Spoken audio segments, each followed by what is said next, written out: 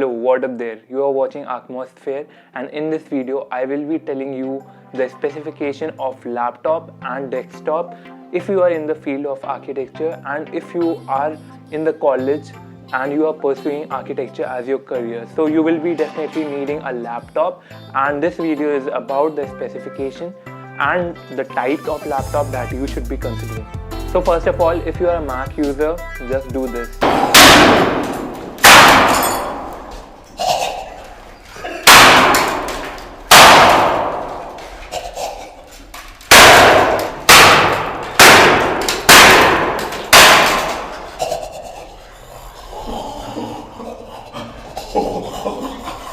So if you own a MacBook and if you are willing to purchase a MacBook, it's not actually a good choice because you will face a lot of difficulties, because actually MacBook is really expensive, and if you will be purchasing an expensive laptop and still you are now not getting the quality of work that you wanted, then I don't think that it's worthy. And still, if you want to purchase a MacBook, I would say it would be a struggle for you throughout your years. So now we will talk about what laptop we should buy if we can't buy MacBook. So I would suggest that you should definitely go for Windows, and a laptop which are having Windows is the best for you. And we will discuss about the specification and the requirements of the laptop that you should consider. So the 5 things that you should consider while purchasing a Windows laptop is: the first thing is processor, second thing is your RAM, third thing is your graphic card, fourth thing is your storage, and the fifth thing is your display. So these 5 things you should consider while purchasing a Windows laptop for your architecture work and for your architecture college.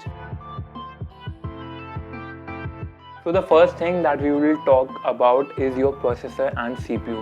So in market you have Intel processor that are available, and there are i3, i5, i7, i9, till i9 it's there. So the higher the number behind i3, like i3, i5, i7, so the clock speed of i3 in comparison to i9 will be very less. So i9 is the best in the market and i3 would be the lowest, and I would say that you don't need i9 as well, and you can't work with i3 because i3 clock speed and the working speed of your laptop will be very slow if you are purchasing i3 and i5. But I would say that i5 would work for minimal work like AutoCAD and SketchUp.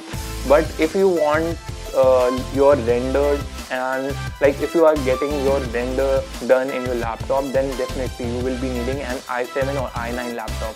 And there are generation, until now there is 10th generation of every so like there is i7 10th generation that is available in the market, there is i9 10th generation in the market. So I would say that prefer the latest generation.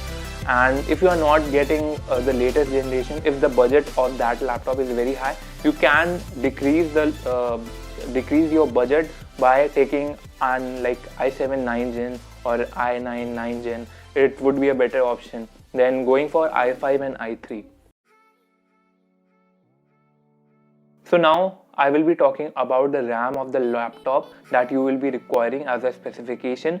So there are 2 types of RAM that is available. So this is, one is DDR3 and second is DDR4. So don't buy DDR3, and because the clock speed of those RAM are less, and the option that you will be getting will be a 8GB RAM, a 16GB RAM or a 32GB RAM.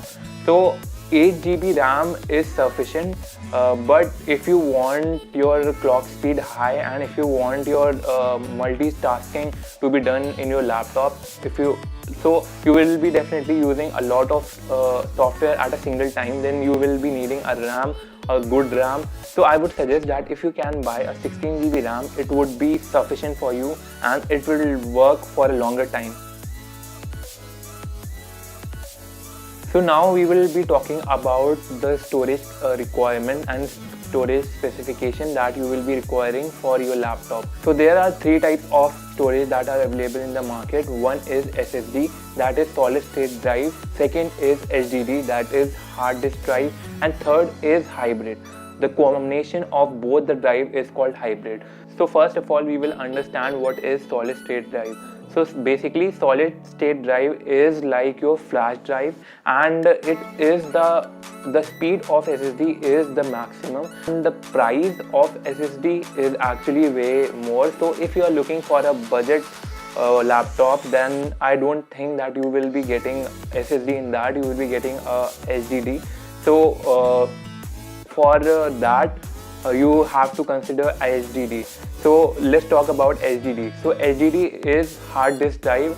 So the functionality of HDD is that there is a disk that rotates and there is a mechanical portion that writes on that disk. So the moving parts of the drive that you hear is basically HDD. Now we will talk about the third type of storage, that is hybrid. So as I told you that SSD is way more expensive than HDD, so what we should do? So the best option in the market is that there is hybrid laptops and hybrid storage that are available.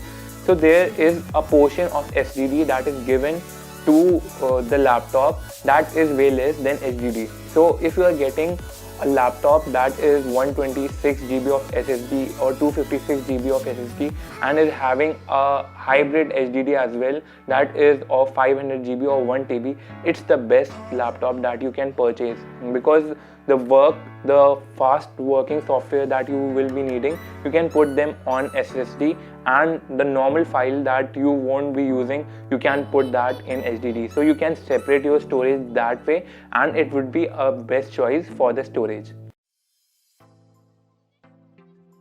So now we will talk about the graphics card that is required in your laptop. So first of all, understand that there are three types of graphic card that are available.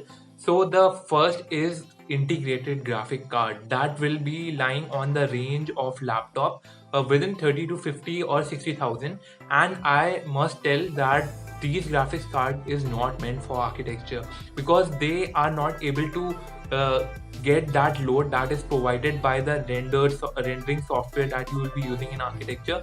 So I would suggest that don't buy these integrated graphic card laptop. So I would suggest that you can go for Nvidia GeForce graphic card that are available. So you can see the website of Nvidia graphics. The website will be listing all the graphics card by GeForce that they are providing, and I want to tell you the new series of graphic card is RTX. And so there are two range of graphics card that are available in Nvidia. First is GTX, that is a budget range laptop that could be bought at the range of 80,000 to 90, like it's the budget of that. But if you will go for RTX, it's much more expensive, and if you want to expend that much of amount, you can go for an RTX as well. So in the website of Nvidia, the graphics card are listed and it's according to the rank. First is obviously RTX 2080. So that is the maximum graphic card that you can get. So there are two types of graphics card that are available. One is GTX and other is RTX. So I would suggest that you should purchase an RTX, because it's the highest, like it's the high generation, new generation of graphics card. And if you are going GTX, please research that it shouldn't be very low, like the specification shouldn't be very low than the upcoming RTX. So there are 4 GB graphics card and there are 6 GB graphic card. I would suggest please go for 6 GB graphic card, because if you will be taking 4 GB, you won't be able to get your render done in your 4 GB, or it will take a lot of time if you will render in a 4 GB graphic card laptop.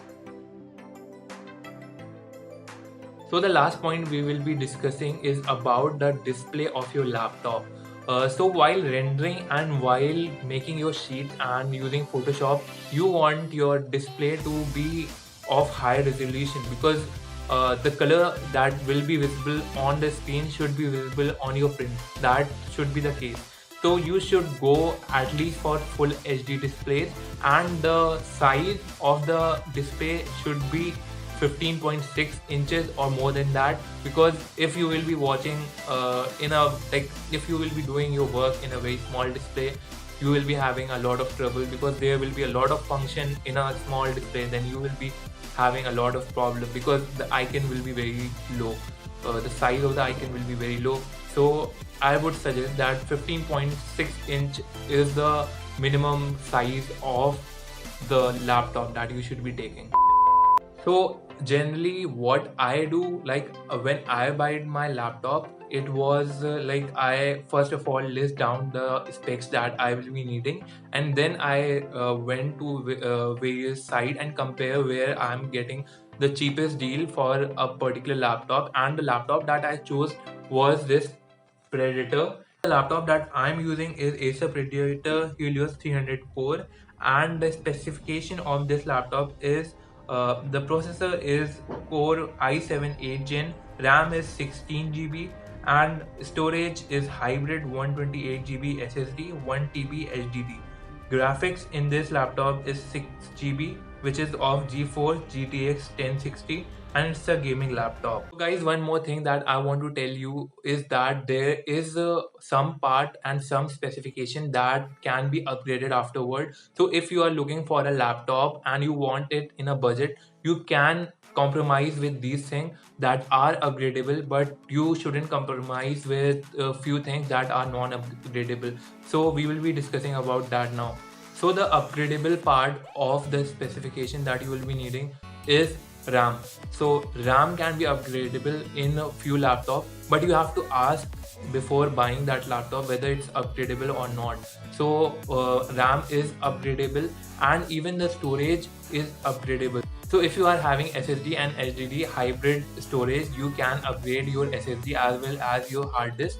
So HDD can be also increased and could be upgradable. And the last thing that is upgradable is your display. So basically, if you are using your laptop and you want a bigger screen at your home or at your hostel, you can just put a HDMI and you can monitor that thing, that screen on the other screen. That could be upgradable. That's all that you can upgrade. The other thing that you won't be able to upgrade is your processor and your graphic card. People will be suggesting that you can upgrade your graphic card, but I want to tell you it's not at all convenient to upgrade your graphic card by an external graphic card. So there's an external graphic dock that is available. So you have to apply that, and you will be having a large graphic box with you. So the compatibility of your laptop will be gone. So one more thing guys, that you should also purchase an external hard disk.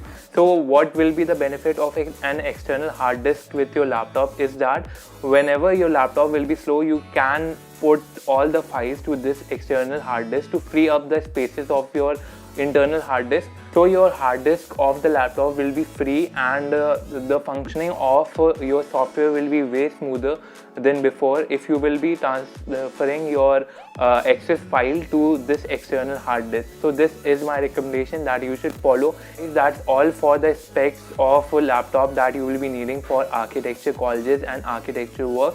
And thanks for watching this video, and I hope that you like this video, and do follow me on Instagram. This is the Instagram handle, that is arc/mosphere. So you can follow me there for any queries, and you can ask any doubts there. Thank you for watching. See you next time.